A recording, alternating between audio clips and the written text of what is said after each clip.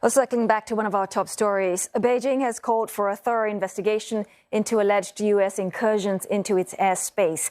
Now, this comes after Washington recovered sensors from an alleged Chinese spy balloon it shot down earlier this month. Now, the mysterious recent sightings of unidentified aircraft has certainly raised questions about aerial surveillance techniques used by governments around the world. And for more on such surveillance devices, Dr. Peter Layton joins us live from Brisbane. He's a visiting fellow at Griffith University's Asia Institute and an associate fellow at the Royal United Service Institute in London. Well, thanks for joining us, Dr. Layton. Now, we do know that balloons are one of the oldest forms of surveillance technology, and they're having a bit of a moment now.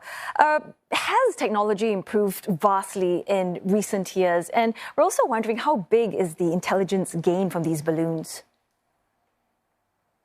I think that the key to all this lies in the word spy, if you like. All the balloons are fairly old technology, really, and so they went out of favour. But when you add a bit of digital technology to them, they can certainly collect very useful data. But the point is that they're not actually spying on someone. If you're using satellites, then nobody knows you are looking at them. Similarly with cyber, you are a covert. But now that people have realised that China is using these balloons, then people will be on the lookout for them. So I think that they're a short-term fix, if you like, to a particular problem. But once they've been found out, then their usefulness will certainly fall away. That's true against, if you like, the major powers. These balloons travel at 70,000 feet. They can certainly overfly a number of, say, Southeast Asian nations and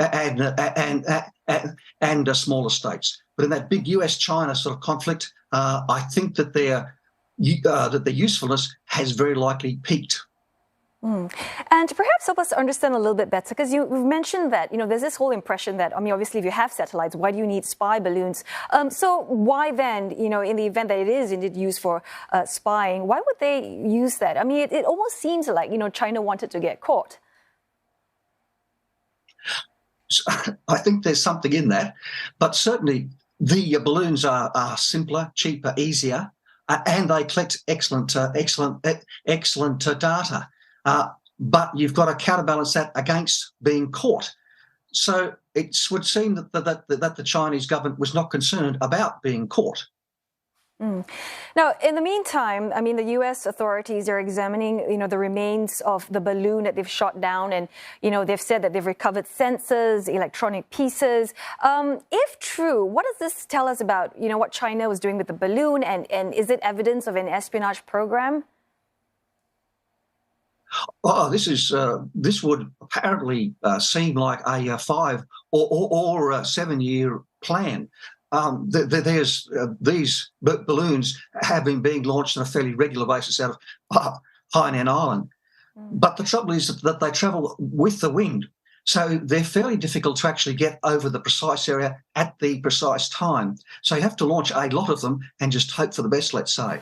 But they are travelling high, and they cover very large swathes of the ground. So there are pros and cons there if you like. Right. Like, as you've mentioned, China's saying that its balloon accidentally, went adrift into U.S. airspace. As you've mentioned, that wind is obviously possibly a very big factor. But can experts determine if the flying object was really blown off course, or if it is indeed, being controlled? That was perhaps one of the surprising things from about 3 or 4 days ago. The US Air Force intimated that it was monitoring the electronic signals that the balloon was sending back. So by various means, it would appear they have been able to understand how the balloon is being controlled and what the balloon has been getting.